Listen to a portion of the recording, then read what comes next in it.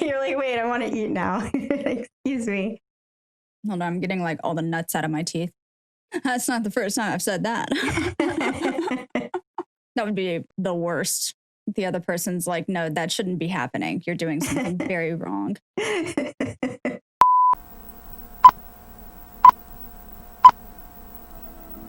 Hi, my name is Jolie, and I have been averaging about 4 to 5 hours of sleep a night. Actually, I was like, why the fuck am I waking up so tired? So then I like set up all my sleep recording stuff, and I was like, oh, that would be it. I'm Emma. I'm done with my Christmas shopping, but let's be real, I forgot about Hanukkah gifts, so I actually used Amazon Fresh to get groceries and put like a bunch of weird stuff in my cart.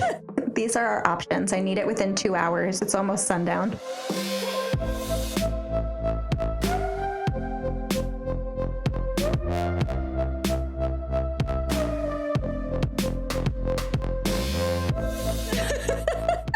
You can't have latkes, right? You can't. What kind of traditional food are you doing? I made matzo ball soup, but I did make a savory matzo brie, which is sort of like an omelet, but with like, I guess it's kind of like French toast. It's like matzo and egg, TMI, but like when I eat potatoes, I get like super backed up. But I didn't poop for like a week and a half after frickin' Thanksgiving. Did you have like just potatoes galore? Yeah, I ate potatoes. I went in. You were just like, yeah, it all messed me up. potato. Can we make the turkey out of potato?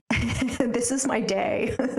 No, it sucked. That was like the longest ever. My body's like, seriously, don't. Like, I don't know how to describe this to you better, but I am going to shit myself inside out. Speaking of murdering your bowels, this is the last inappropriate thing that I'm going to say today. I'm so sorry. So we're going to be talking about Jack the Ripper today. Okay, so horrible, horrible things I'm going to say to you. This whole thing is horrible. I'm not going to fucking content warning you. The whole thing's bad. Okay.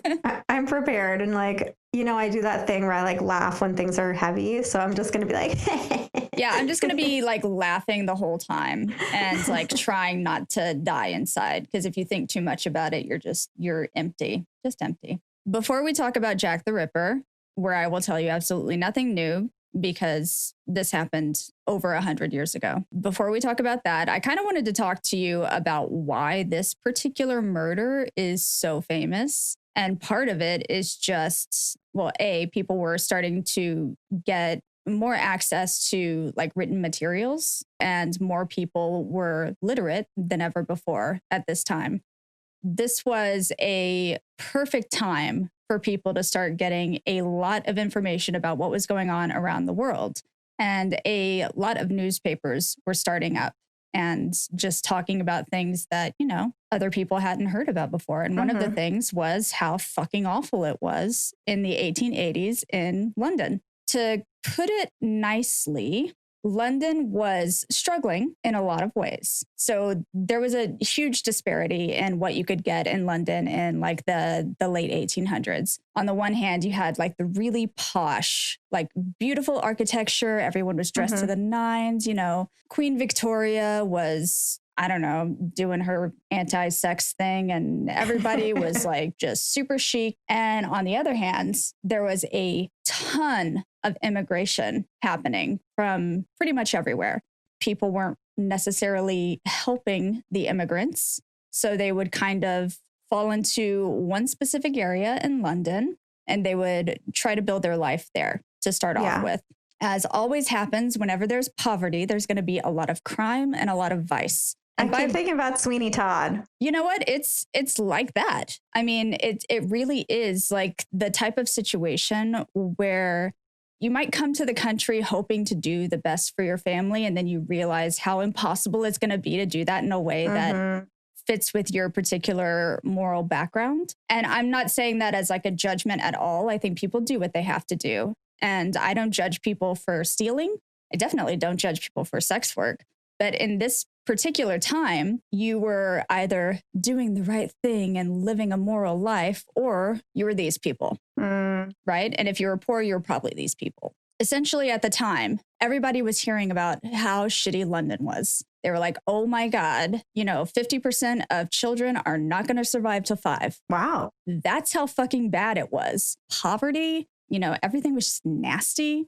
Poverty to the extent of like people would have to sleep in houses where essentially you were held up by a rope because they didn't have enough room to have people in beds. Oh my God. So you would pay your like pence or whatever, and they would string up a whole bunch of people in a rope, and you would just basically like slump over to sleep. What the fuck? I've never heard about that before. Yeah, so this is what people were trying to raise their children in, and there really wasn't any help for immigrants coming in. A lot of people ended up like getting into either vice, which is like, drugs and, sex work and things of that nature, or they were doing criminal activities. And can you fucking blame them? And that's not to say that some people weren't doing it in a way that was like definitely fucking harmful versus like just trying to take care of their families or take care of themselves.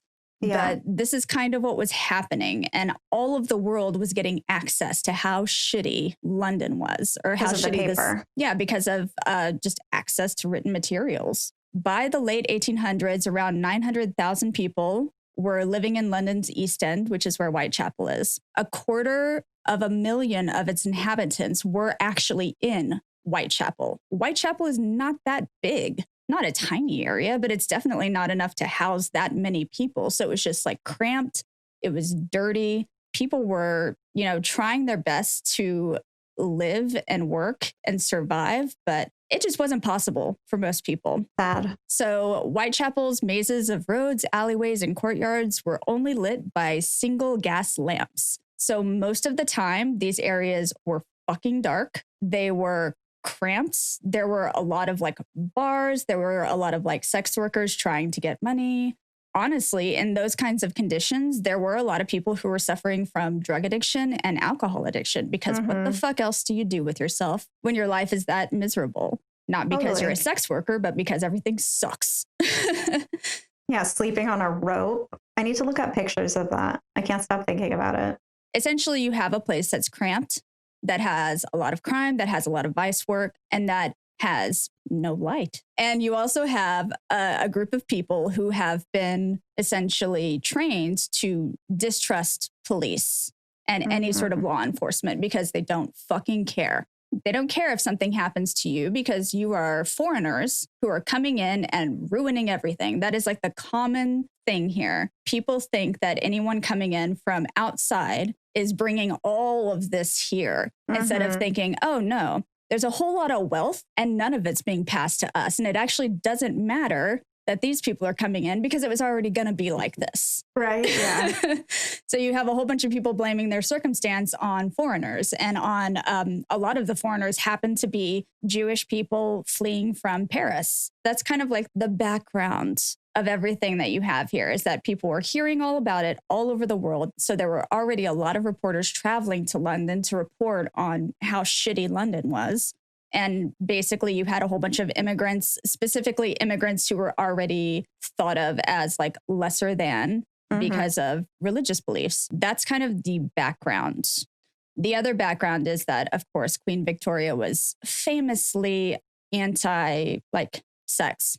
Sex was for procreation, and that was it. Boring. Sex workers, bad. Foreigners, bad. Queen Victoria, ultimate good. I just started watching The Queen. It had me thinking about like the British matriarchy, and like now they're like don't really do anything. Yeah, they had parliament, and then they had the royalty. So the royalty is like a figurehead. It's like the people who go out and they say the things. Yeah, and they're supposed to like represent the people of England or something. Right. Which like I find hilarious, considering that they're not voted in. It's just like these fucking people who inbred themselves into position. Anyway, I just like didn't really know anything about the matriarchy, and I looked it up. I'm like, oh, you don't like do anything except for like be famous. They have influence for sure, right? Like that. Yeah. That's a thing. But to the degree of like, are they making laws? Are they like actually, shaking hands with people and making sure that the voice of England is represented fairly? Probably not. It's kind of just like, I live in a big fancy house and I wear weird hats, and here are my grandkids. But I represent you. And this is why Queen Elizabeth is never going to want to meet me, because I have just said all of this. Up until now, though, she like couldn't wait. Yeah, she was really interested. Like I always keep my house in tip top condition with like just the minimum amount of dog hair, just in case she decides to visit. Yeah, absolutely. But yeah, now she's not coming at all. that's another interesting point, is that there is like this idea that royalty has a lot more of their hands in the mix than they really do. Mhm. Like, I'm sure if push came to shove and there was like a major war going on, they would have more of a say in things. But as it Yeah. stands now, there are elected officials that do all of that shit. It's like tabloid filler, is what I read. Yeah. So Queen Victoria was the head monarch at this point in time, and she was famously anti-sex. So, of course, it being horrible in the Lower East End in the 1800s or late 1800s, there were a lot of people who ended up having to do sex work, regardless of whether or not they had a natural inclination to do so. Mhm. And as much as I am like pro sex work, I am not pro people having to do things just Totally. to put Yeah. food on the table. And that's like any sort of selling your body. That's like going into coal mines. That's being a banker. That's like having to work as like, I don't know, what do people do? Landscaping. I don't like Some any people probably of like that shit. landscaping, but I guess people like sex work and like all that stuff too. Do you think there are people that love coal mining? I think there are people who definitely relate heavily to that as like an institution. And it's hard for me to tell if people actually like something that their family has been involved in for X amount of years, or if it's just Totally. like, well, I've grown up with it. This is a thing that I know. This is how it's always been. In a lot of states, it is like your town, once there was no coal mining, died, Oh yeah. which I think is its own kind of thing where you just relate it to a like, oh, this is when our family could actually survive. So I love coal mining. Totally. But it's like the idea that sex work is selling your body, but no other work is like selling your body is just bullshit to me. Agreed. It's Load of just shit. absolute insanity. Let's move on to talking about the canonical victims. I'm not going to get into anything too much about it. I'm not going to go into like a lot of gory details or anything like that, because it is all very obvious information that if you have heard of Jack the Ripper, you've probably heard of most of this stuff. The first canonical victim is Mary Nichols, and she was murdered on the 31st of August, 1888. It has to be said that all of the victims were murdered on, I think, either like a Thursday or during the weekend. Weird. And that'll become important later. There are other people before Mary Nichols who have been considered potential victims, like early victims of Jack the Ripper. But the canonical five are the ones that are accepted as like, okay, these for sure had something to do with each other. Her body was discovered at about 3:40 a.m. on a Friday in Bucks Row, which is now Durwood Street. This all happened in Whitechapel, the Lower East End. She had been seen alive about an hour before. She was found with her throat severed by 2 deep cuts. All of the victims, I think, had about 2 or 3 deep cuts. So it kind of looked like the person came up behind them, grabbed their throat, slit one way, the other, and then again in some cases. Ew. And something that all of the canonical victims, except one, have in common is some degree of mutilation, and usually genital mutilation. So the mutilations were pretty severe on this first victim, Mary Nichols. Her throat had been severed all the way to the vertebrae. That is so gross. That takes so much fucking, well, I have no idea. I've tried to cut through a turkey neck before, and that is challenging. It's a lot, and I sharpen my knives pretty regularly. So if that's difficult for me, I can only imagine what like a normal fucking knife back in those days, how All the much way to work the that would take. vertebrae. There's like a lot of tendons and stuff in there. So that's a lot of effort. The lower part of her abdomen was partially ripped open by a deep, jagged wound causing her bowels to protrude. And she was also stabbed in her vagina twice. Oh my God. So yeah, there were other like small incisions, but those are the big ones. And that's like the hallmark for Jack the Ripper, is that there's this like insane amount of brutality on the body. Ew. So that's Mary Nichols. That's the first victim. The second victim was Annie Chapman, who was murdered on September 8th. So the first was August 31st. Second was September 8th. A week. That was a Saturday. So the body of Annie Chapman was discovered at approximately 6 a.m. near the steps to a doorway in the backyard of 29 Hanbury Street in the Spitalfields. As in the case of Mary Ann Nichols, her throat was severed by 2 deep cuts. Her abdomen had been cut entirely open with a section of the flesh from her stomach being placed upon her left shoulder. Ew, oh my God. And another section of skin and flesh plus her small intestine being removed and placed above her right shoulder. She also had her uterus and sections of her bladder and vagina removed. A lot of this seems like it's very like premeditated and planned, and I'm sure to some degree it was, but it's important to remember at this time that medical students and medical like training facilities weren't highly regulated. And it took a while to get laws on the record that you couldn't just take parts of the human anatomy from corpses that came into the mortuary. So even though it seems like Jack the Ripper was like removing things and like taking them with him, it's very likely that that was not happening. Even though her uterus was removed, it is entirely possible that a person sold her uterus shortly thereafter. Surgery at the time was like everything was still in the process of needing to be regulated. Like a body would come in and a person would be like, is anyone looking? So even though it seems like this person was like, oh, I know exactly where the uterus is and now I'm going to remove it, it probably was just some like enterprising young medical student like, I'm going to make some money. Not cool. No, super weird. There are laws against that now because this thing happened a lot back in the day. Like taking kidneys and stuff. There really is no way of knowing kind of what the real MO of Jack the Ripper was. Basically, the only thing that we can really count on was that he was very sadistic and that everything that he did was in a frenzy. All of the murders, all of the mutilations happened, they think, within like 15 to 30 minutes in some cases. Where was he doing this? Well, think about it. You are going up to women who are sex workers. Sex workers will take you to a place that is away from other people. So they're going to lead you to a place where they already know that they're not going to be interrupted. They were leading themselves to death. That's sad. It's horrible. Like he really was relying on their trust and their desperation to take him to a place where they would be, you know, alone for however long it would take for him to do whatever the fuck he was going to do. It's repulsive. This is the first time we actually get any sort of description of Jack the Ripper or of who people think Jack the Ripper was. At the inquest into Chapman's murder, Elizabeth Long, she described Chapman standing outside at about 5:30 a.m. in the company of a dark-haired man wearing a brown deerstalker hat and dark overcoat and of a shabby genteel appearance. So apparently this man asked Chapman the question, "Will you?"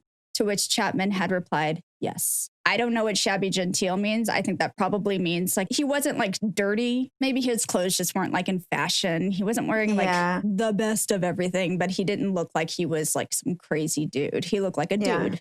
Now we're getting to the double event. So on September 30th, 1888, there was what people consider to be the double event. And that was where Elizabeth Stride was murdered, but she didn't have any mutilations. Her throat was slit, and then they think that he was interrupted. About 30 minutes later, apparently, and a mile away, which I don't know how. I guess if you're like walking really quickly and you're all like amped up on adrenaline because you've just murdered somebody, you could get a mile away within 30 minutes and already be like... You can. I mean, you can do a mile in like 17 minutes if you're like power walking. Yeah, I guess that's true. It seems to me like that's just such a brief period of time to get somewhere, find a sex worker, to get her to go someplace with you, and then to brutalize her. Yeah, maybe he had an accomplice. I don't know. I don't think he had an accomplice. I don't think Elizabeth Stride was his thing.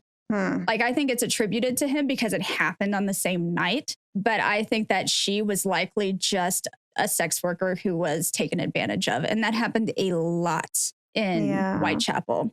So they think that he killed Elizabeth Stride because the amount of ferocity with which her throat was cut was just really fucking intense. But Catherine Eddowes was... Whole thing, uterus. The whole fucking thing. Her abdomen was ripped open. Her throat was slit. Her uterus had been removed. Her face was completely disfigured. Like her nose was cut off. Her ear, like it kind of looked like he just kind of stabbed at her. in places. There were incisions on her like eyelids. Oh my God, that's horrible. Yeah. The only thing that made this like I did look at some of the pictures. I'm not going to post them because Graphic. I find it distasteful. Mm-hmm. The only thing that made me able to look at the mortuary photos of these people was that I knew that they were killed very quickly and then everything was done post-mortem. So at least I knew that they weren't like suffering the whole time. That made it at least a little bit easier for me to think about. So the police surgeon who conducted the postmortem on Edo's body stated that his opinion was that these mutilations would have taken at least 5 minutes to complete. Nobody thinks that this guy was like some master surgeon doctor who was like skillfully dissecting these women. It was literally just like a frenzy, just shit everywhere. Just like mad at their neck, mad at their genitalia.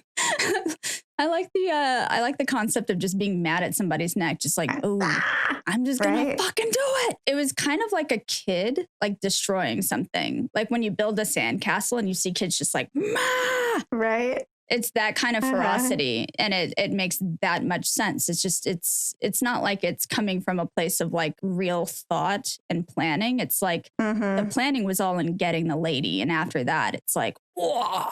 A lot of people think that he had some anatomical knowledge or surgical training. There is absolutely no indication of that, especially when you look at the mutilations. It looks like a person playing, like finger paint. Like that level, you know? So the last canonical victim was Mary Kelly, and she was murdered on the 9th of November, 1888. This is the one that is the most gruesome. And because of how gruesome this one was, there are actual crime scene photos taken of it. So this is the only one that had crime scene photos because at the time, crime scene photos were not really a thing. Like you took photos of the victim at the mortuary and people would sometimes draw out pictures of where things were. Yeah. And there are some of those. But Mary Kelly, her mutilation was so intense that they were like, we're going to miss something. So we got to like really document every single aspect of this. They also thought that they would be able to see the reflection of the killer in her eyes. So there are like close-ups of her eyes. Spoiler alert, that's not a thing that happens. People were not really that educated in forensic science at the time because it was kind of a new thing, especially in crime scene documentation. Even though photography had been available for a while, there were not consistent photos taken of people who were arrested for criminal offenses. That was a whole thing that happened after all of this.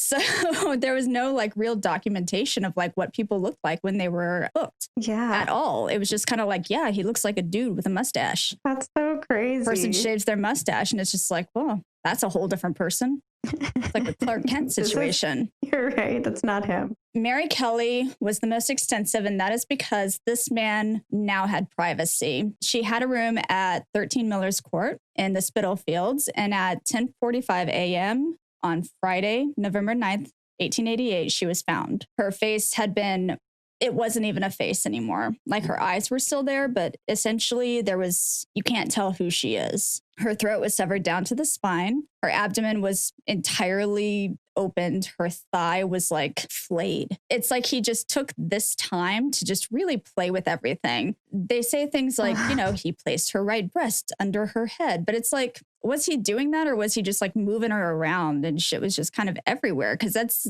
when I looked at the crime scene photos, that's exactly what it looked like. It looked like he was moving her around. Like at the end, he had definitely posed her because her body had clearly been in several locations. So it's like he was just kind of doing what the fuck ever. He was just like fucking around and like shit ended up where it ended up. To me, it's the same thing as like when you're going through your purse and you're like trying to find something and you're just like dumping shit in places and you're like, oh God, I got to put that back.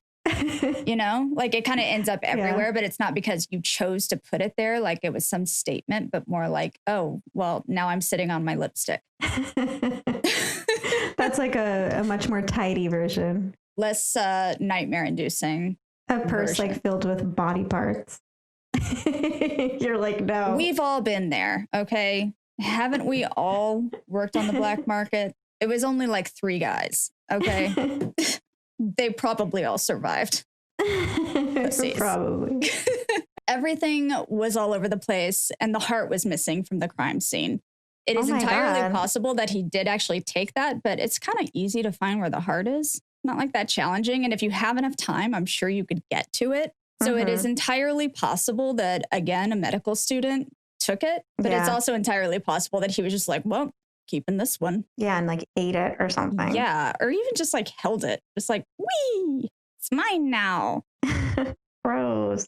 I hate this. Yeah, it's pretty bad. So there's only one more like really, really bad murder that we're going to talk about, but that is the gist of like the canonical 5. So now you know. So there were some additional ones that were attributed to Jack the Ripper. And especially at the time, like almost everything was a Jack the Ripper case. Like if a lady got murdered, it was Jack the Ripper. And that's it. Like, we know this one guy. It's totally him. And this was kind of the case all over the place. And we'll see that later. Every single country had their Jack the Ripper. It's like, the Jack the Ripper is here in Alaska. He's murdering Black women now. It's like, no, he's not there. He made it to Alaska. Like, what the fuck, man? Like, it's entirely possible that he would have gone someplace else. And we'll talk about that later. But literally any murder of women, it was like, yes, this is Jack the Ripper. Like, well, she was strangled. No, it's Jack the Ripper. It's him. It's totally him this time. So people, things are different because life happens. We had to resume filming much later in the day. So it's been like hours. So we are definitely pushing through bedtime.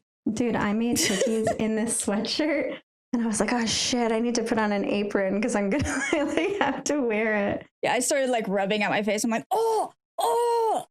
I know, I touched up my makeup for sure. Yeah, I touched up my makeup. I put on lipstick because I was like, listen, if my eyes are bloodshot, the least I can do is have on like nice lipstick. That's going to be different for me. I had on lipstick earlier. Well, you still look like you have something on. You look like you're rocking like a nude, beautiful. That's perfect. Why don't I ever have my screenshot ready when you're doing something fun? I'm never ready. It's okay. I'll screenshot it later. You know, editing perks. Okay, so let's talk about some additional Whitechapel murders that at the time were loosely considered Jack the Ripper murders, but were like totally 100% not, because the MO was not even fucking close. There's one that's actually sort of kind of thought of as maybe possibly one of the murders, which is Martha Tabram. Like a practice round. I mean, they usually do. It's usually not like, hey, I'm going to murder someone and then disembowel them, like right at the first round. It's like, so usually what happens with serial killers specifically, especially these kind of like really grotesque ones, is that, well, they start with like sadistic things, but things that won't like really fully harm someone. So like they might pick on other kids or like make them do weird shit. It's like usually a lot of sexual shit. But, you know, they'll live. They'll probably be emotionally damaged, but they'll live. And then they'll start harming animals. And first, it'll be stuff that the animals can walk away from, because it's like, you know, we've talked about some of my life experiences, specifically with kids that have like a lack of empathy being one of the things that I've dealt with. It's almost like you see the reaction when someone cries and you see the reaction on their face. And they're like, most people will have that like mirror impulse where it's like, this person's crying. I don't like that at all. There's more of a curiosity for people who have just a lack of empathy. And then they might actually start to enjoy it because they don't feel things to that degree. Yeah. So it's like wanting to watch it and like understand it. Yeah. It's kind of like when you're sad, or like you're feeling kind of a start of a sad period in your life and you listen to sad songs just to like really amp it up so you can get it over with. It's kind of like that. It's like, oh, I don't really feel things like that, so I'm going to look at it and examine it. Yikes. What an interesting perspective, like thinking about murders and stuff. For me, I try to think of it as like all of these people were kids at one point. It's very likely that something happened to this person that irrevocably fucked up their life, right? Because most psychopaths, most sociopaths won't kill people. And that's not a thing that just like, oh, I'm a psychopath, so now I murder people. Yeah. That's like part of it, but that's not the thing that pushes it. Top tier. Yeah, this is like top tier. Like, not only do I not feel anything, but I want to make other people hurt. And it's just my like complete right disregard for life. Thinking about that and thinking about how there's always a ramp up to whatever horrible, grotesque, awful thing they're about to do. It is possible that just slitting someone's throat or just sexually assaulting someone like helps work up the courage or whatever for the real deal. It could have been like that. That was the first taste. And then he got into it and he was like, oh, I actually really like this. They even describe in First Murders, like there are hesitation marks is what they call it. You can tell that the person like started whatever they were going to do and then like kind of freaked out a little bit. Wow. But then continued. It's usually referred to when it's like stabbing or something like that. Just like, oh shit, fuck it. And your body just takes over. Like usually the first one is not thought of as like a release. It's like after you've processed what you've done, then you start to think, well, I need to do it again. It's like any kind of addictive thing because really what you're doing is releasing like just a batch of chemicals, right? Like you don't feel things the way that other people feel them. So when you see someone hurt, when you take somebody's life and feel that power, that makes you feel amazing. Yeah. I do not understand it because I watch someone cry and I immediately start crying. I know, you're a true empath. It's fucking painful. I remember horrible things that I've read about like 20 years ago. I read about something and then it'll replay in my mind and I'll literally like wake up in the middle of the night like, no. Wow. Blessing and curse. I don't think I would want to be a sociopath, but I feel like there has to be a happy medium between like obsessively thinking about the hurt that other people have suffered and I think I'm a happy medium. Anything. I thought like when we did the empath thing, I'm like, I'm an empath, but I'm not. I think you're empathic, but the idea of being an empath to me feels more like torture than anything else. I agree. I like to feel like I have some sort of separation and control of my emotions, but when it comes to watching other people have a hard time, I just don't. I 100% feel it. Even if I don't like the person, I can look at what they're going through and think, God, that must be so horrible. I feel so bad. That's wild. You're just so nice. I don't think I'm nice. I think I'm just like, I deeply understand what suffering is, and I can't stand to think of anyone suffering, even when I know that they've created suffering. I'm just like, well, it's not making it right. Nothing's ever going to be right. But at the same time, I say this, and I have always said, if anyone touches my daughter, I will kidnap and torture and kill them. I will 100% like destroy them. I will feel horrible about myself. I will definitely never be able to look at myself in the mirror again, but I'll also be like, I did it. We're good now. I feel that. But yeah, so they think Martha Tabra because it was just her throat being cut, even though there were no other injuries. That could have been one of the additional ones. Most of the other people had essentially no mutilations, even if they were like they had their throat cut. It was really very unlikely that anything else had happened that was similar. And at this time, like there wasn't like copycat killers or whatever, because there's not really media. So just a lot of people were slitting people's throats. Throat cutting has always been like a thing, right? Since we've had sharp objects, throat cutting, blunt force trauma, like that's going to be a thing. We're such simplistic little monkeys. I say that as though there's a more like thoughtful and provocative way of killing someone. There isn't. Like it's all awful. I mean, poison is typically the way that women kill, which I think is fascinating because there is something more intimate about, like, even though people think that it's super intimate to like kill someone with your hands, to watch someone slowly get poisoned to death. Yeah, that's like a long con. And that's like a sign of sheer resentment of like having to take care of your partner. I'm going to watch you shit yourself. I'm going to watch you vomit. I'm going to watch you waste away, and I'm going to enjoy every minute of it. You want me to make you lunch? I'm adding Drano to it. That's more sadistic, I think, than just like stabbing someone. Because stabbing, that's a very quick process. Like you're not like you are suffering and you're scared, but at least it's very fast. Yeah, you're like lying to someone for months. Yeah, the idea of watching someone just slowly drain away and to see the life like just drain away from their eyes, to watch them go to the doctor over and over again to try to figure out what's wrong with them. We'll get back to the Jack the Ripper stuff. All of the murders were happening, and at the time that all of the press was being released, if a woman was murdered, it was Jack the Ripper. 100%, like no doubt in anybody's mind, Jack the Ripper had something to do with this. And it has to be said that because of the nature of Whitechapel, or like the Lower East End at this point, there was a lot of murder. That's so crazy. It's like, it's not like that anymore. Yeah, people get up in arms about like, well, specifically people of the time were up in arms saying like, it wasn't that bad, but like, yeah, it was. It really was. No big deal.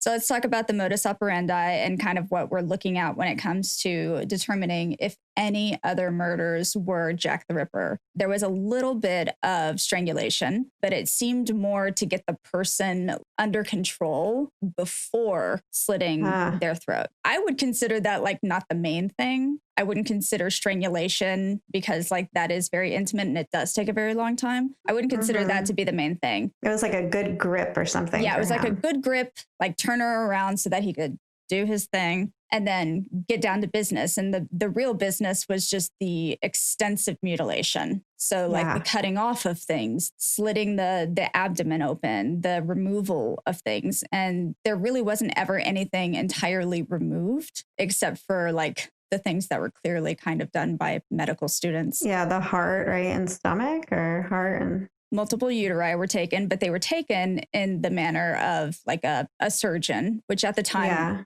like surgeons weren't quite as trained as they are now. So it's not saying the same thing as like if I were to say a surgeon took my uterus, it's not the same level that we're talking about. Right. Yeah. But the fact that these murders all happened in very brief periods of time before discovery means that there's almost no way that even a skilled surgeon could effectively remove a uterus in a darkened alley in like 15 minutes. It's just not going to happen. With like a dull knife. It's almost 100% impossible for that to be a thing. I'm not going to say 100% because maybe there's some like really fucked up but amazing surgeon in that time. Like a new Netflix series. Right.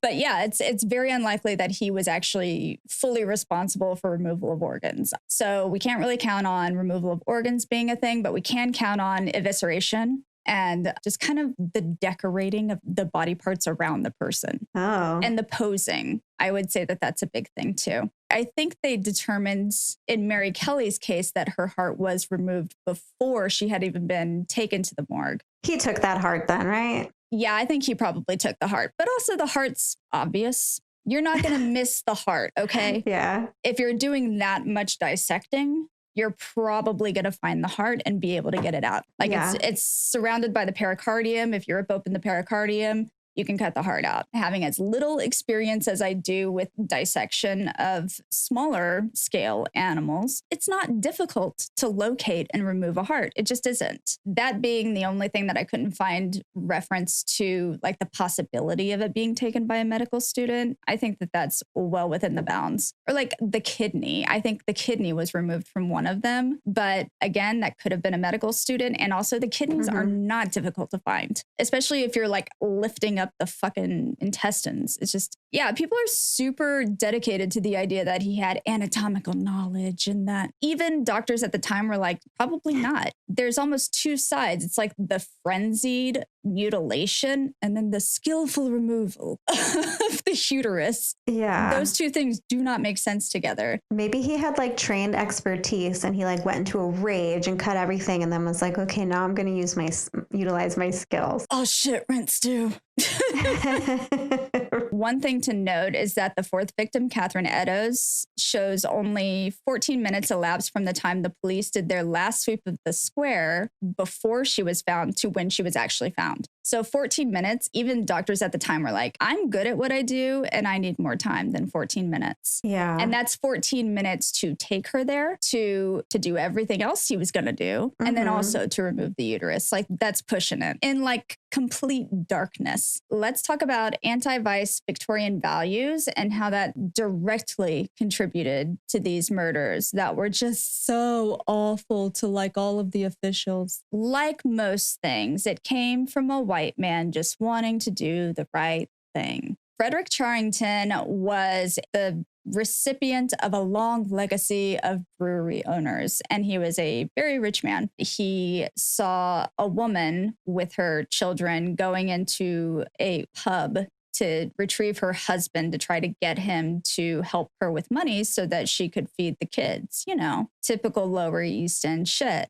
And he said that the guy was clearly very drunk and that he assaulted his wife and like pushed her into the gutter while the kids watched. Oh, no. And dear Frederick went up to the man and was like, hey, you can't fucking do that. And he got assaulted. And then as he was like lying on the ground, like looking up, trying to get his bearings, he noticed that he was at the Charrington Brewery, which is his family owned line of breweries. And he was like, oh, fuck this. To his credit, he immediately just like told his family, I don't want anything to do with this anymore. All we do is cause destruction of other people, and I'm tired of it. He essentially left his family business and then decided he was going to do something about this life of vice and how it affected families and children and how it was just like creating chaos for people, not the poverty. It's like this is always this like well-intentioned, poorly executed thing. To his credit, he really did put his money where his mouth was. He was like, I'm not doing this shit anymore. It's fucked up that I'm a part of something that hurts people. But instead of actually like doing something that was for the better, he essentially like made it his life's mission to end the large channels available for like vice. So that's like drugs, that's alcohol, that's sex, anything fun, gone. Yeah, all fun out the window. Go to church. Read your Bible, and literally nothing else. You do not read your Torah, do not read your Quran, not interested. All Bibles every day. What is it? Or all Bibles, everything, I mean. Maybe a little liquor, but definitely no sex workers. But if you're going to have sex workers, just not in a brothel. And that's essentially what happened. He like made it his business to shut down brothels. In fact, so much so that he went in to raid a brothel once with policemen. And he found a giant painting of himself on the brothel wall because they wanted to be able to look out for him to make sure if he came in there, they were ready. So all of the brothel owners knew about this. But because these brothels were shutting down and there was really no other work for women at the time, other than like factories, which were really, it's difficult to get a job there. And it's also incredibly difficult work where you essentially don't have any freedom and you're still selling your body, or you do sex work, or you like nanny, or like do laundry stuff, which is also like very challenging work. So it's basically like you have no options as a woman. Your options are so limited that you kind of need sex work to be able to survive. Like there were people who like went in and out of it, like a lot of people today. Like some people are in it to win it. They really love their work. They would always do it. And then there are people who do it when they need to and then get out. What this did was it shut down all of the safer, not completely safe, obviously, but the safer ways for women to get the money that they needed to support themselves. And it made them have to essentially do things in the shadows on the streets where they had no protection. He and this whole like Victorian fucking morality police shit, they were all directly responsible for creating the primary location for a man like Jack the Ripper. And the other things that happened around this time that were considered like potential Whitechapel victims, because they weren't Jack the Ripper victims at the time. They were called the Whitechapel victims. The other people who were assaulted and mutilated and they had things done to them that were clearly not Jack the Ripper, but were obviously like fucked up and horrible. It was all about this. It was just people thinking like, these are expendables. These are people that we don't need to worry about. They're doing it to themselves. They must want this. So messed up. Yeah. The Victorian morality set up the perfect location for not only extreme poverty, because these foreigners, they're not even Christians. What are they doing here? You need to pull yourself up by your bootstraps. There's something like morally wrong with you. Not saying that Frederick Charrington thought that way, because he actually didn't. Like he was definitely misguided in a lot of ways, but he wasn't the type of person who thought that it was a moral failing that people were suffering. He wanted to help them. He helped spread the Victorian morality principles that made things harder for people who were poor or struggling or into sex work. Yeah, because they're like, shit, I need to make money. I guess I'll go with you, creepy dude. Frederick Charrington did do a lot of like good stuff. Like he really kind of petitioned for children's rights and for children to be taken care of. And he did like Christmas time, like big banquets for people who were in need. And like, That's great. yeah, he did a lot of really good things. And one of the good things that he did was he purchased, I don't know how to pronounce this, Osha Island. OC is how it's spelled. OSEA. OSEA. I don't know. I'm going to call it OC. They adding like a robot voice and then like put it on top. That's what I did with the Muzak person. It's so good. Whatever the name is, he purchased OC Island off the coast of Maldon in Essex and established a treatment center for people with alcohol and opiate addictions. In return for free treatment, clients would remain on the island and work the land. So it's kind of like giving back. Some good ideas there. Good ideas. Poor execution. So let's talk about Jack's sensational PR team. And really, it was just a whole bunch of people being like, ooh, this sounds fun. Let's write some letters. Like TMZ 1800s. Weird cosplay. Super murderers. They're just like us. Exactly. You know? There are a few letters that probably most people have heard at least part or like all of. There's the Dear Boss letter. It says, Dear Boss, I keep on hearing the police have caught me, but they won't fix me just yet. I have laughed when they look so clever and talk about being on the right track. That joke about leather apron gave me real fits. This was like the only piece of evidence that was found was like a piece of what they considered a leather apron. We'll talk about that later. That joke about leather apron gave me real fits. I am down on whores and shan't quit ripping them till I do get buckled. Grand work the last job was. I gave the lady no time to squeal. How can they catch me now? I love my work and want to start again. You will soon hear of me with my funny little games. I saved some of the proper red stuff in a ginger beer bottle over the last job to write with, but it went thick like glue and I can't use it. Red ink is fit enough, I hope. Ha ha. The next job I do, I shall clip the lady's ears off and send to the police officers just for jolly, wouldn't you? Keep this letter back till I do a bit more work, then give it out straight. My knife's so nice and sharp, I want to get to work right away if I get a chance. Good luck. Yours truly, Jack the Ripper. Don't mind me giving the trade name. P.S. Wasn't good enough to post this before I got all of the red ink off my hands. Curse it. No luck yet. They say I'm a doctor now. Ha ha. He didn't write that. He 100% did not write that. So the newspaper game was a little fast and loose with journalism at the time. And it was kind of more like a sales job. Yeah. Or like I kind of consider newspapers of the time like a little bit informative, but a little bit like Penny Dreadful. A journalist actually admitted to writing both this and the Saucy Jack postcard, which we'll talk about too. So stupid. Nah, say I'm gonna go murder someone later, eh?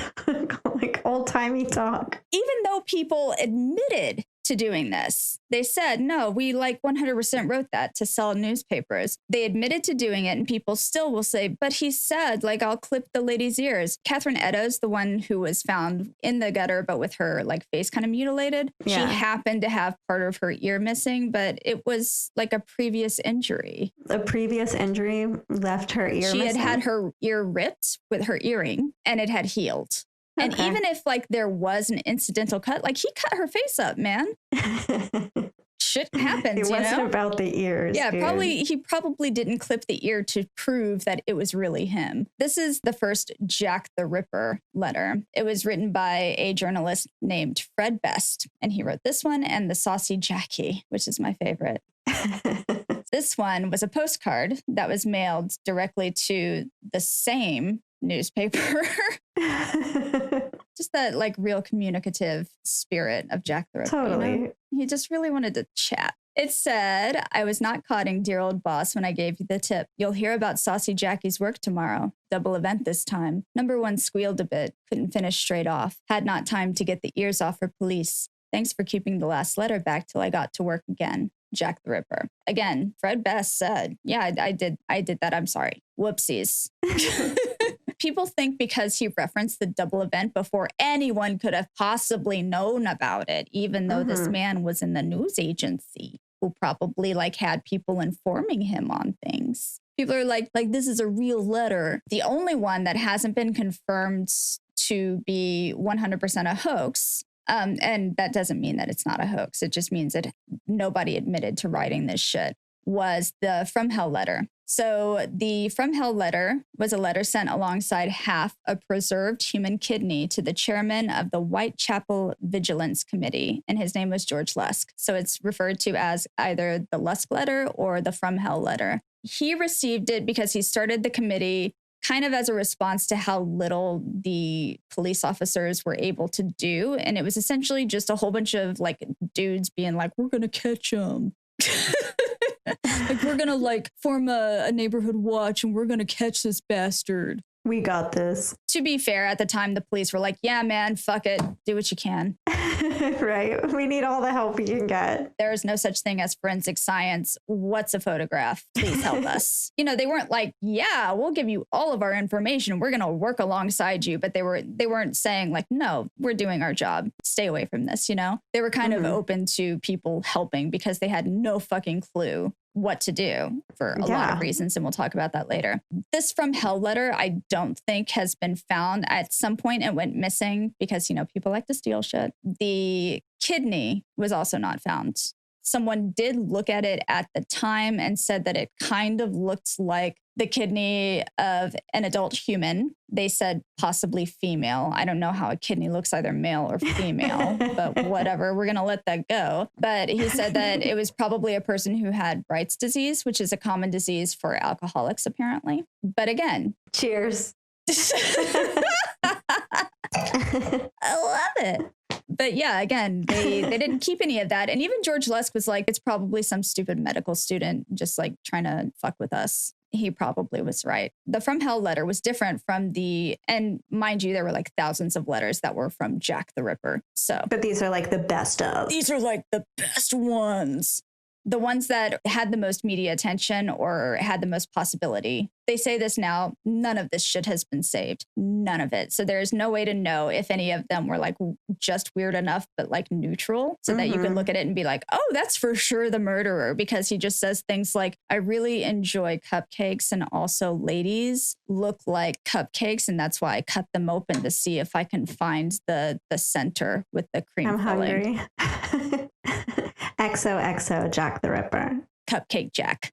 Why are you calling me Jack the Ripper? The first two, the Dear Boss and the Saucy Jack, were clearly written by the same person. The From Hell letter was clearly written by a different person. Even the level of literacy was quite obviously very different. This one said, From Hell. Like a return address? Yeah, it said, From Hell, Mr. Lusk. Sir, I send you half the kidney I took from one woman, preserved it for you. The other piece I fried and ate. It was very nice. I may send you the bloody knife that took it out if you only wait a little while longer. Signed, Catch Me When You Can, Mr. Lusk. Maybe that's him. It very well could have been. Who knows? I like that he ate the organ. No waste. I think the wastefulness is what gets me the most. Like, what are you doing with the uteri? That's good meat. That's good eating, okay? Okay, so the last one, the open shot letter. When the kidney from Lusk was given, there was another one that was sent. It had another kidney. Why the kidney? Kidney free. Who knows? I don't know if kidneys were just much easier to come by, maybe, in like the medical organ trade or whatever. If kidneys were like, you know, low hanging fruit. Maybe. 50 cents for a kidney. But yeah, another kidney.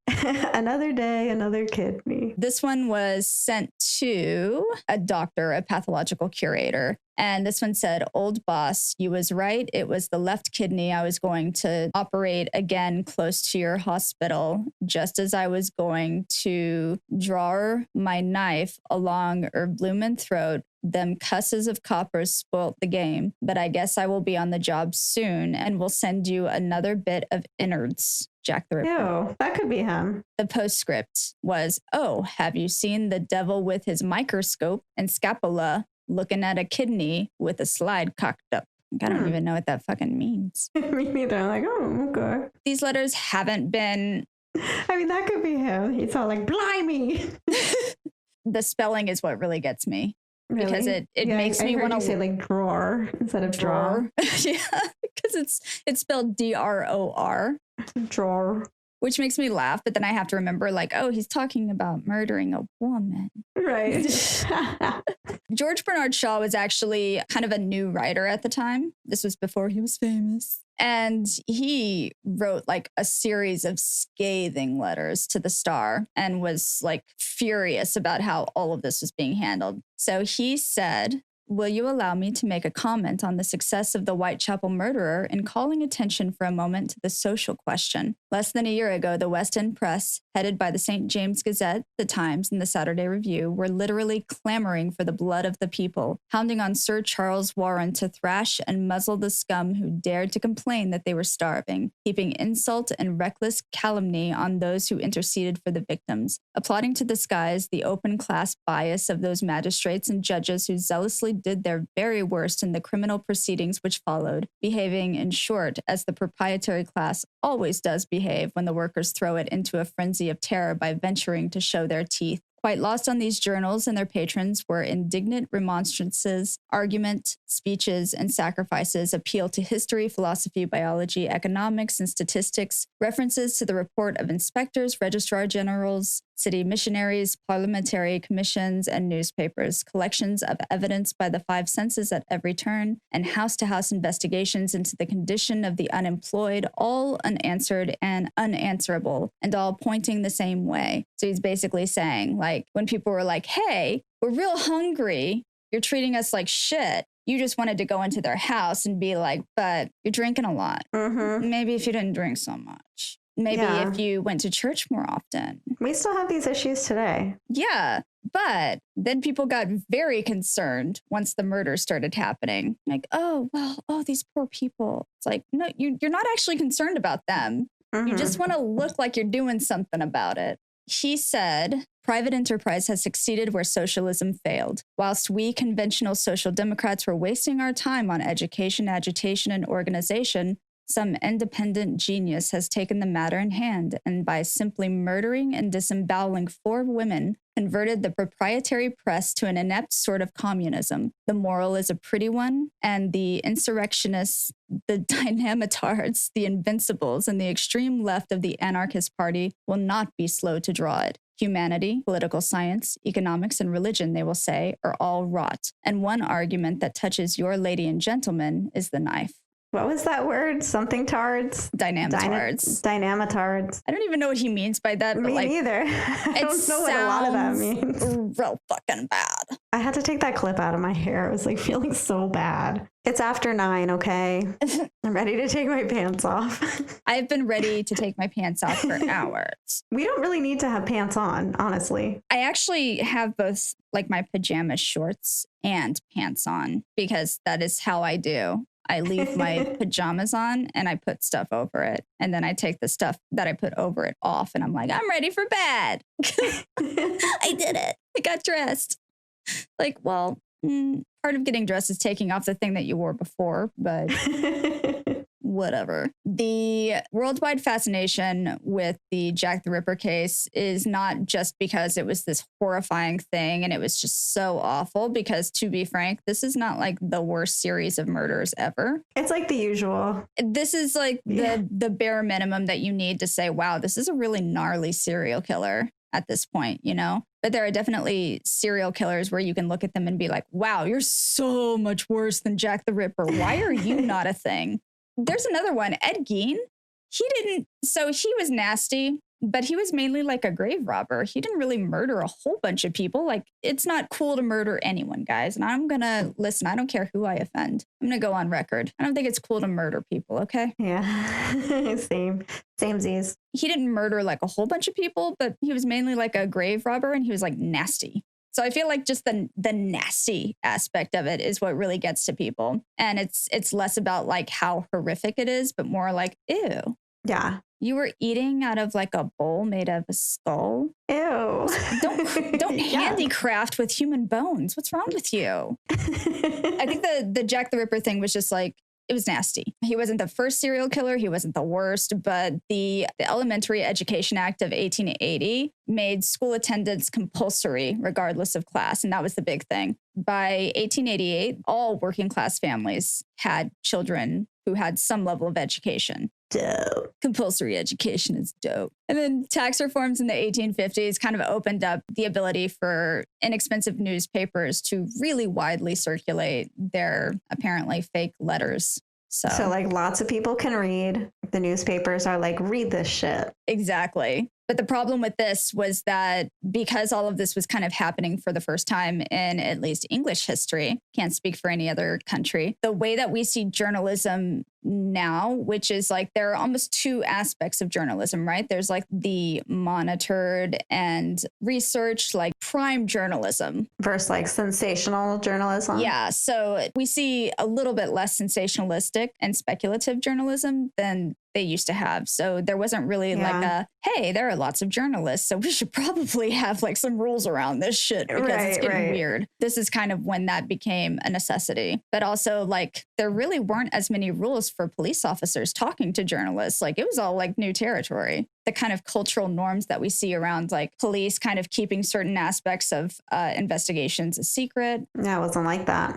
They had no clue what they were doing. Like they had no clue. You know, they were doing their absolute best. And people always like to rip on the fucking investigative team for Jack the Ripper. Like, oh, if he had been anywhere else, they would have solved it. It's like, no. Maybe like in a different era. Yeah, if he had been here today, we would have solved it because the guy was clearly fucking nasty and he wasn't super organized. Like he was organized in that he wanted to find someone and kill them. And in no other way was he like guarding himself. The investigation was fine. They did their best. But again, it was a whole lot of people who were considered foreigners and, you know, unfortunates before the investigation. Now the police are coming up to them and they're like, hey, we need your information. They're like, you were just fucking with me like 1 month ago. I am not talking to you. Not only that, but there are hundreds upon hundreds of people in each building. How do you even wrap your mind around how to investigate a situation where people not only don't trust you because you have made yourself untrustworthy, but also that there are so many people that to investigate every single lead means you are investigating at least 200 to 300 people, if not more, for each individual thing. That's a lot of work. There is absolutely no way that any of that's getting done. So they don't have DNA. They don't have fingerprinting yet. They don't have, you know, photography. They have a whole bunch of people who do not trust cops. There was no way for them to win this. Not to say that, like, you know, the Whitechapel police were doing a really good job. Like, I'm sure there's shit that they could have done better. There's shit that they did that was just, like, fucked up. But this was, like, a long time ago. This was a really fucking long time ago. None of the shit that we think of as, like, well, of course you're going to do that was an option. Didn't know anything. Greg John Jones, who wrote Murder, Media, and Mythology, the impact the media's reporting of the Whitechapel murders had on national identity, social reform, and the myth of Jack the Ripper. One of the fundamental problems with studying the Whitechapel murders is the incorporation of myth into fact. This is usually the result of erroneous newspaper reports being taken as fact or theorists distorting or misinterpreting the evidence to fit their pet theory. The extensive use of academic journals provides a backdrop of integrity among a field fraught with sensationalism and mythology. I think that that's one of the biggest problems with doing any research on Jack the Ripper is that people are using newspaper articles as though they are canon. People are using early forensics investigations, early detectives just talking about it as them actually knowing what the fuck they're talking about when it's like, okay, these things were not like they are now. You have to go into it understanding that all of this was like in its infancy. Oh, yeah, that's what I keep thinking. I'm just like, well, no shit, they didn't know. Like, they don't know anything. There are cases now that happened recently that are by most people considered solvable that are not solved. Like, it is that difficult to solve a fucking crime. So I think part of it's that you have to have like evidence that can be proven in court. Because of the nature of investigations at the time, because of the fact that there was no forensics really, there was kind of this like loose idea of things that could be possible. Like, you know, taking a picture of a victim's eye and seeing the reflection of the killer. Right. In the moment of terror, what you fear burns into your retina. Like I saw a giant ass centipede one day and I was so scared I almost pissed myself. Like, can you imagine just always having like a centipede burned into your retina? Like if it was that easy, that my friend. Time? It's like when you get red eye, it's just like a centipede picture. It's the centipede looking through you. He has become a part of you. That's facts. Those are facts. All facts. Chief Inspector Burns of the NYPD. So there was like this weird NYPD versus Whitechapel. Like, I don't know. They just had beef with each other. And I don't know why. But NYPD had serious beef with like Scotland Yard and decided that they were going to tell people, like, if this happened in New York, we would have already solved it. Shit would be solved. We take care of business. What were they doing? Like tweeting them? Like, how are they contacting them? They were actually putting it in the paper. So, journalists were reaching for anything. So they would talk to other. To be fair, this is like a fair way of researching something and then writing about it. Going to another professional that you actually have access to and saying, what do you think they're doing right now to try to solve the crime? But Burns from NYPD said, I should have gone right to work in a common sense way and not believed in mere theories. With the great power of the London police, I should have manufactured victims for the murderer. I would have taken 50 female habitus. I don't even know what that means. Female habitus. Habitue. It's essentially saying like 50 females that look like they live in Whitechapel. Female habitus of Whitechapel and covered the ground with them. Even if one fell a victim, I should get the murderer. That is so fucked up. Yeah. Even if one fell victim, I should get the murderer. Men ununiformed should be scattered over the district. Good idea. So nothing could escape them. The crimes are all of the same class, and I would have determined the class to which the murderer belonged. But, pshaw, what's the good of talking? The murderer would have been caught long ago. Yeah, because you would have like sacrificed the life of women. Because you would have just put a whole bunch of prostitutes out there and been like, which one gets picked off? So weird. It's fucked really up. I read that and I actually, again, for Bryson, I was like, you want to hear something fucked up? He was like, not really. Stop yelling. So there was another murder after the Whitechapel murders that looked, by all perceptions, as like possibly being related. She actually survived for a little bit and she got to describe her previous client who had assaulted her and brutally mutilated her before she died. Comparisons were naturally made, and because this happened a couple of years after the Canonical Five and after the murders had already cooled off for a while. So because of the brutality of Marianne Austin's murder, comparisons were made. And that like resurgence of journalistic integrity and reporting on this new murder, people started asking all over the place, like, have you seen any like new murders, or like, what would you do? And that's kind of what got the NYPD involved in like going to town on like Scotland Yard's like mishandling, or like the London Police Department's mishandling of the investigation. They don't know anything about London. You know what? The thing that makes me really angry is that New York City was like a mirror image at the time of Whitechapel. People were living in tenant buildings that were just, they were stacked on top of each other. There were actually new laws in place because there was so little ventilation in these buildings where people were just piled on top of each other that like people died. Like if there was a fire, there was no getting out. The audacity that he had to talk about Whitechapel, I'd be able to solve that shit no problem. It's like, you can't solve your own shit, man.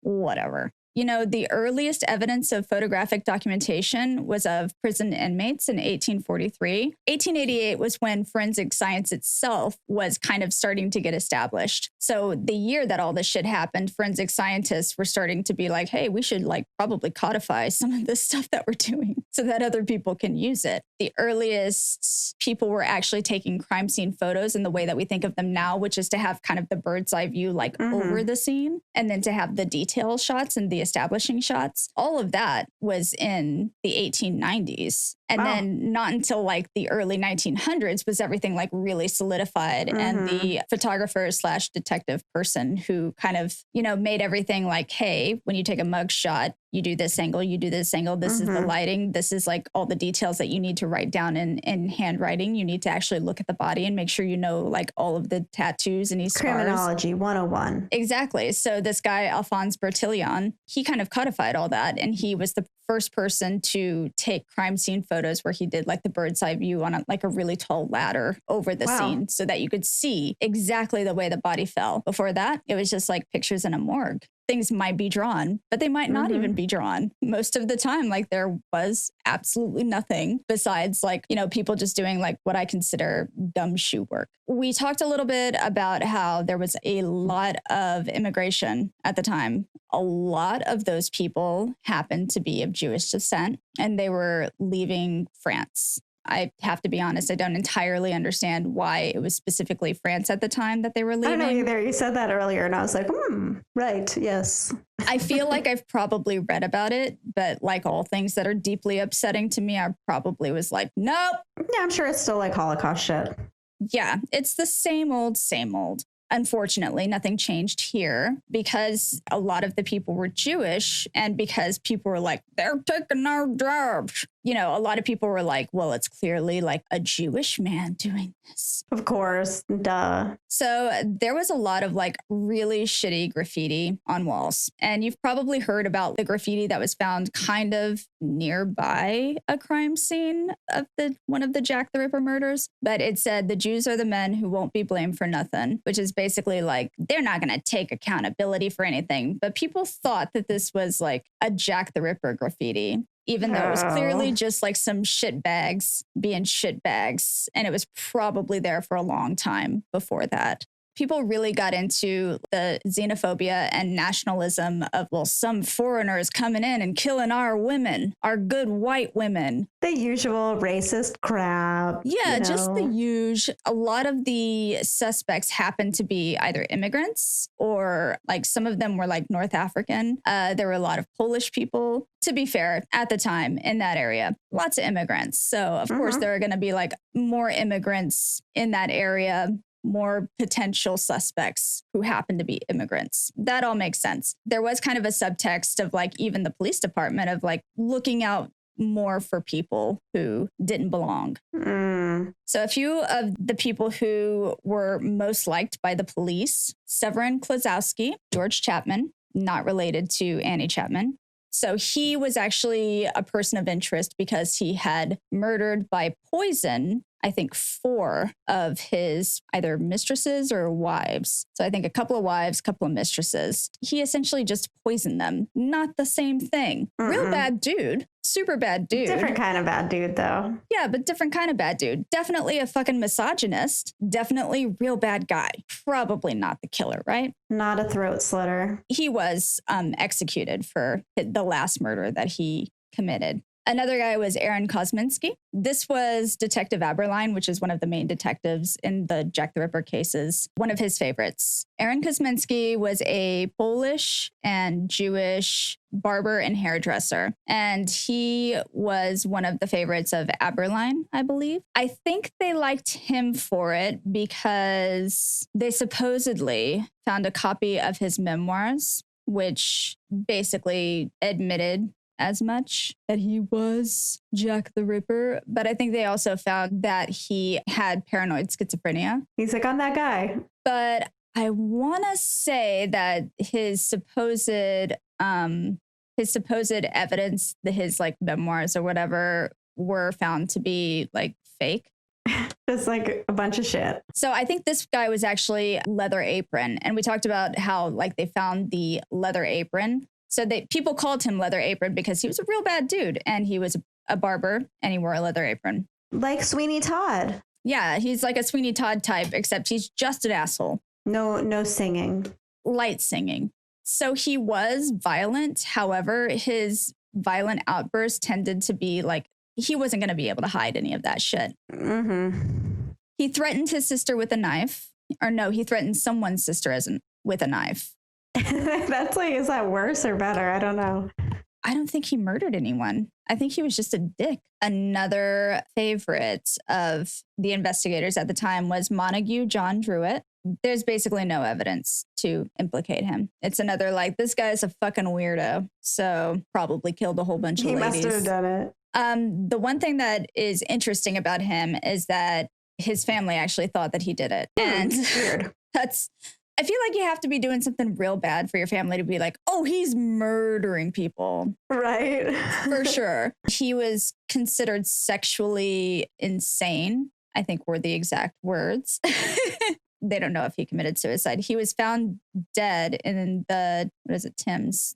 I always want to say Thames. It's Thames. In the Thames River a few weeks after the last death. So the last murder. Maybe he did do it. Who knows? Yeah, entirely possible. Basically, he was probably like a sadist weirdo, but he was also the son of a medical practitioner. So people were like, well, yeah. So, and his family is like, he did it. Okay. Oh, yeah. It looks like he did kill himself. But if my family thought I was murdering ladies and we're talking to people about it. Right. I'd kill myself too. I'd probably want to kill myself too. Then the last person that they really liked for this and that they did investigate pretty heavily was John Kelly. James Kelly, A young upholsterer who a few months before the murders in Whitechapel fled the Broadmoor Psychiatric Hospital where he had been for attempting to murder his wife with a knife. Oh my God.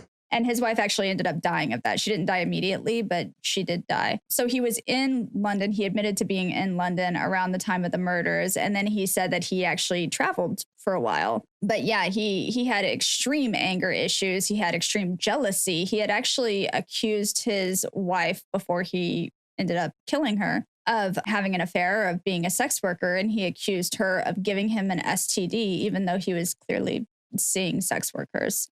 Oh my God, what a dick. So yeah, and she was like a little lady. She was like, they got married when he was 20, she was 18. So she was a very young lady when she was murdered. It was like, wow, that's sad. 3 years later, murdered. Yeah, he was clearly just very unhinged. I would say very unsound of mind. But he was actually able to kind of trick people in Broadmoor into trusting him and giving him responsibilities. And he was able to, with the help of another inmate, fashion a key that would work to get them out. So they both broke out at that time. So he was a model inmate until he just disappeared.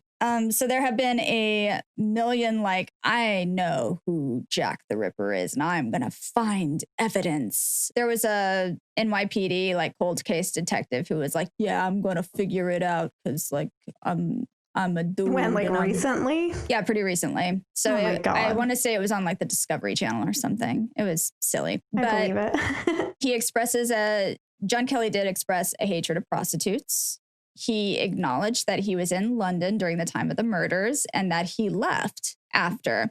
And the reason the guy in New York was interested in researching him is because there was a murder in New York that was somewhat similar to the murders in Whitechapel. So people started to become interested in the idea of maybe there being a traveling Jack show. Yeah. Yikes. Let's talk about Saucy Jack's New York adventure. There was a lady named Carrie Brown, and she was a sex worker. She was an older lady who was nicknamed Lady Shakespeare because she had a habit of, after imbibing a few drinks, she was a person who liked to recite Shakespeare, you know, fun. As a thing. Very fun. I think she was an actress at one point, or like she wanted to be an actress. So she had memorized a lot of like the female roles in Shakespeare plays. So that was like her thing. She sounds like so much fun to be around. She sounds fucking awesome. She sounds like she probably had a little bit of a hard life, but you know what? She was having fun. She was doing her thing. She was smart and people liked her. People really like enjoyed being around her. She had like a good reputation as a person who was like nice to be around. Totally. Get a couple of cocktails in her, let her recite some poetry to you, some sonnets. Fuck it.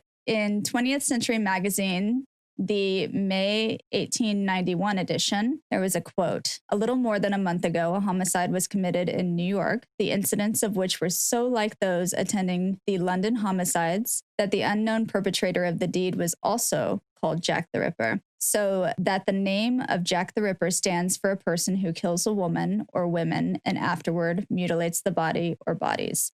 I mean, I think it's funny that they just said that. They're just like, no, probably not him. This is just a person who does this. Right. Because now anyone who kills a woman is Jack the Ripper. And Jack was like a really common name for like the Penny Dreadfuls and like the true crime kind of like comics that people would read. Like Jack was just like a way of referring to like a guy. It's like every soda's a Coke. Exactly. Muzak is Muzak. In the Gangs of New York, book, not the movie, by Herbert Asbury. He said Shakespeare always claimed that she had come from an aristocratic family and that in her youth she had been a celebrated actress in England. She supported her contention by reciting in return for a bottle of swan gin every female role in Hamlet, Macbeth, and The Merchant of Venice.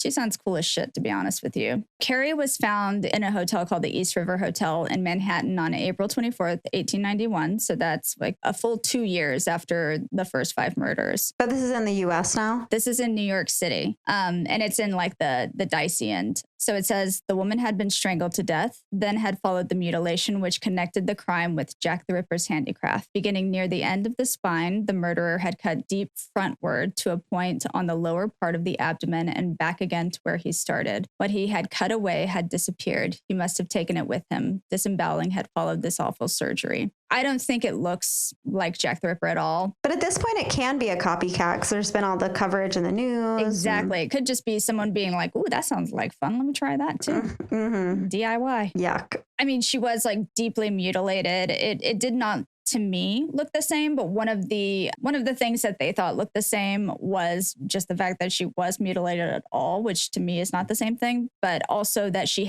there was an X carved into her, I believe it was her abdomen.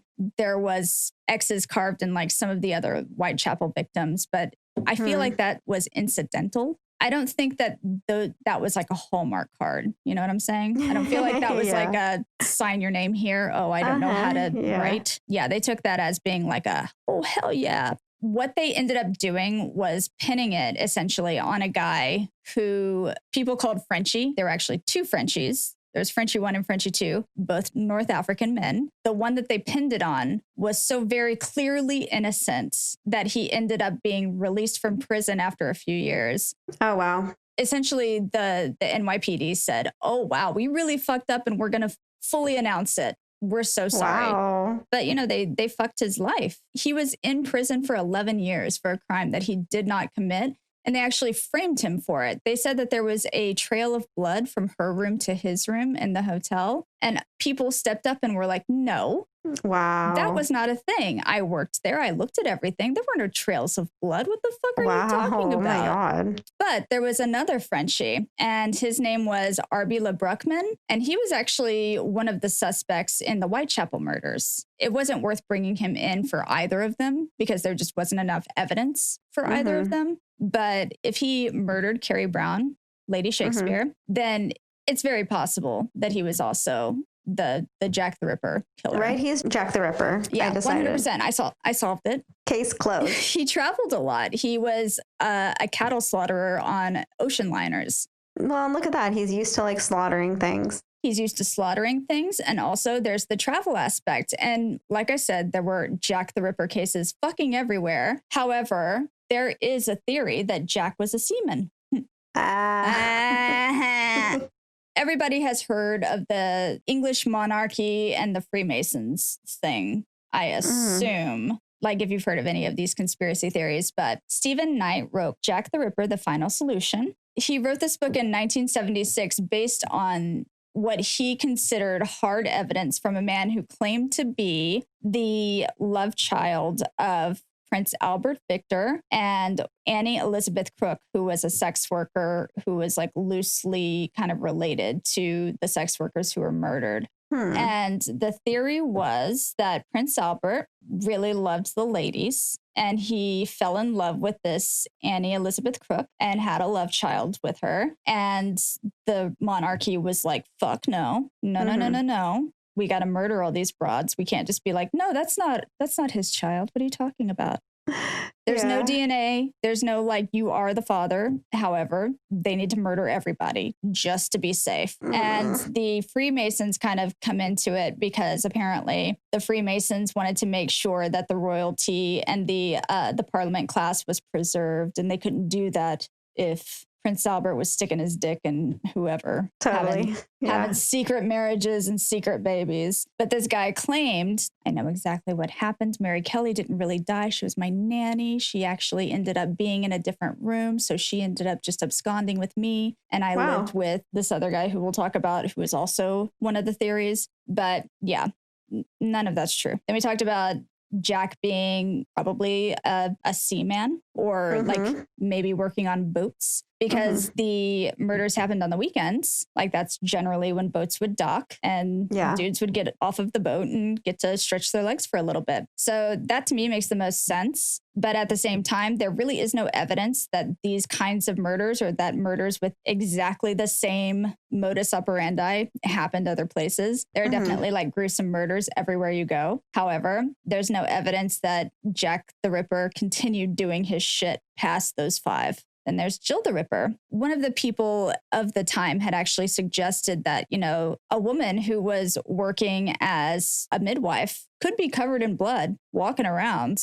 doing whatever. I guess. Yeah. So people have proposed there was either a deranged midwife who was just murdering people, or like there were botched abortions. Okay, I get that. Yeah. People kind of did what they did after that. And that maybe because the midwife had some anatomical knowledge from being a midwife, she was able to get away with it because, you know, people aren't looking for a woman who's brutally murdering and like disemboweling people. But also like maybe she's disemboweling people to take organs and sell them.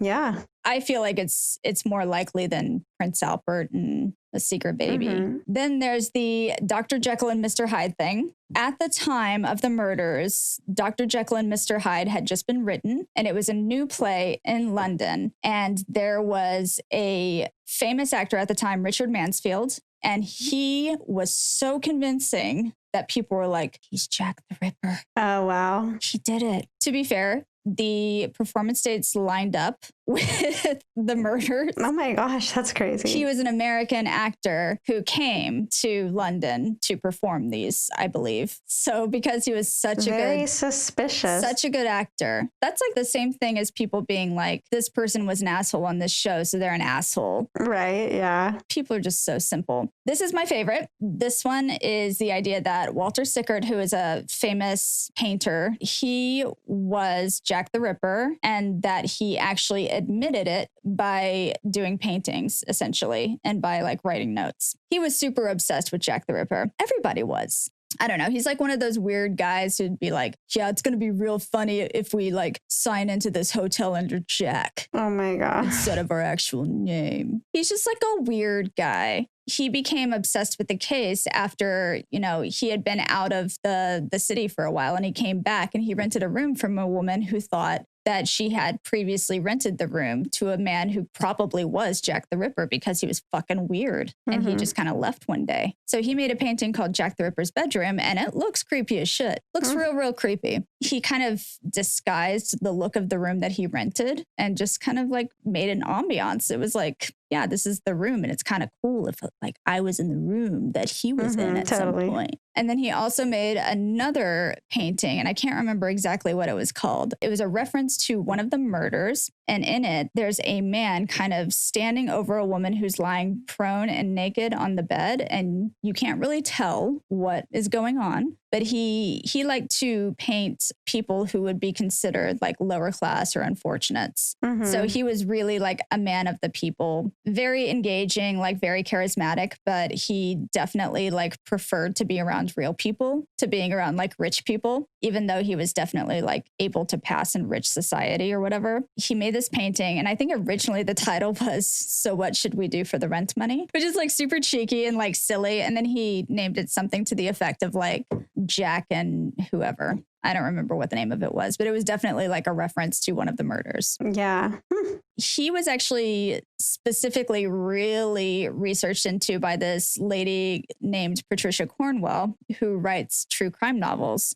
She spent, I want to say something like $7 million researching this guy, like buying paintings of his to test for DNA to try to like sample and figure out if she could prove that it was him. That's wild. There is a documentary that I'll actually link in all this that is actually worth watching, just because you kind of get more of an idea of who she is as a person than you do of like whether or not her theory is real, which it totally is not. It's just fascinating. Like there's such an obsession with this people love to believe that this man is like way more than he actually is, which is fascinating to me. There are still people trying to prove that person XYZ did it. Most of the time it's like crazy. a family member or like a distant like friend of a friend's relative, or like, oh, I found this like admission of guilt in my, floorboards. It's like, it's just insanity. But yeah, so I feel like Walter Sickert especially is just like everybody else. Like he got it pinned on him because he's obsessed with this shit. But like